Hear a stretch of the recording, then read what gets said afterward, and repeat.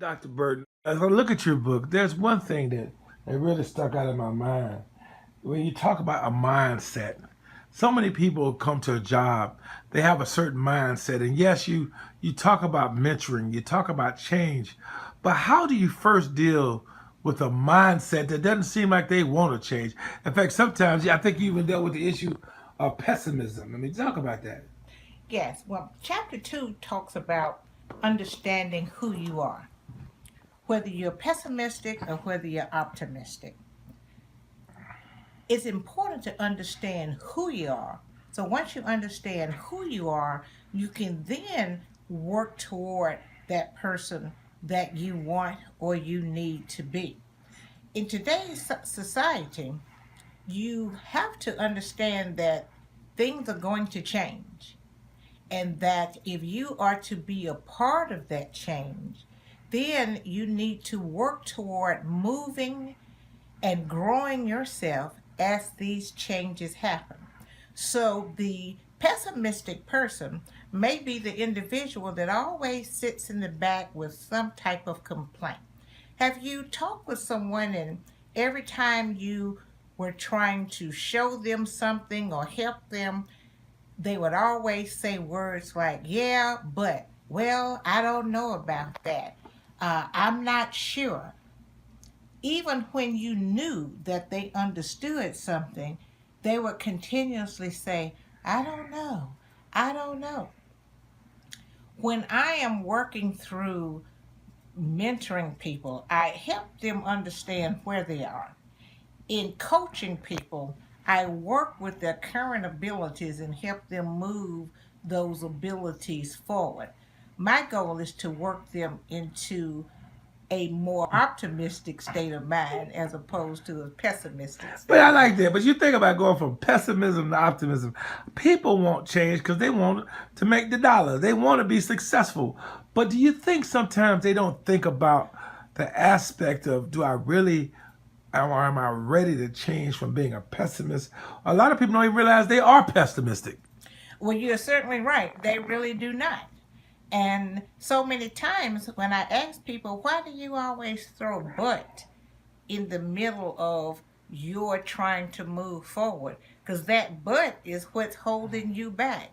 Or that I don't know is what's holding you back. And I see that many times they will pause to think about it. But as I'm working with them in the coaching aspect, we move from a conversation to documenting. What are they thinking about it? How are they thinking about what it is they're thinking? Where do they want to be and how do they want to get there? And then we work toward understanding what are those negatives that are holding them back, how to overcome those negatives, and then how to move past those negatives so that they can sit in a pessimistic or an optimistic state of mind, not a pessimistic state of mind, and then they can have a plan to move forward. You know, it's funny. You know, this is sports seasons. People like basketball, football. And you know, a lot of times in sports, especially football, they have the point of impact. I guess it's the point where sometimes you got to get knocked clean down to get up. Even biblical, the Apostle Paul got knocked down.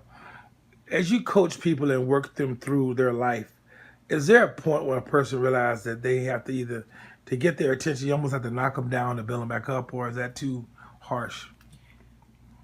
There are many people who actually realized they were at that state. Many times people are moving forward, and even when they get hints that they may be moving in the wrong direction, they continually move in that direction. So there are people who have to purchase their lessons. That's a statement my grandmother used to use. Either you can purchase your lesson, that means you get knocked down and you have to stand all the way back up, or you can listen and learn your lessons where you can take mentoring and coaching while you're still standing up and then continue to move from a standing position. which is much easier from having to get up and move from a fallen position. Dr. Burton, somehow it just comes to me that you probably have had to deal with the getting knocked down and the getting back up. But for you, what was it that get that allowed you to get back up again and to get back up again? This for you, what is it in your heart? Is it go back to Georgia? Does it go something that's in you? But what is that get up attitude that you seem to always have had? Well, I learned a long time from my grandmother. There was a quote that she used to say, "If the ox is in the ditch, get him out." What I understood that mean is whatever it is that I needed to do or whatever it was that I chose to do, make it my priority and make it happen. Don't let anything stand in the way of what my success needs to be. It seems like you got another title, Coach SL Burton. You know, one of the most dynamic chapters I think in your book, Transition to I Can, is chapter 16, and it's just so powerful and I think it's just filled with action words, and I just like the topic. It says expectation shapes reality. How did you come up with that title for 16? Expectation shape reality. Talk about what that means to you. Expectations shaping reality is true.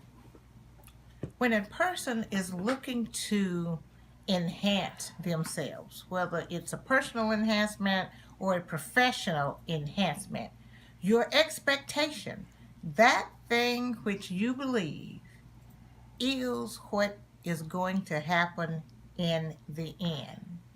If your expectations are that you're going to fail, whether you state them or not, if those are your expectations, then you're going to fail.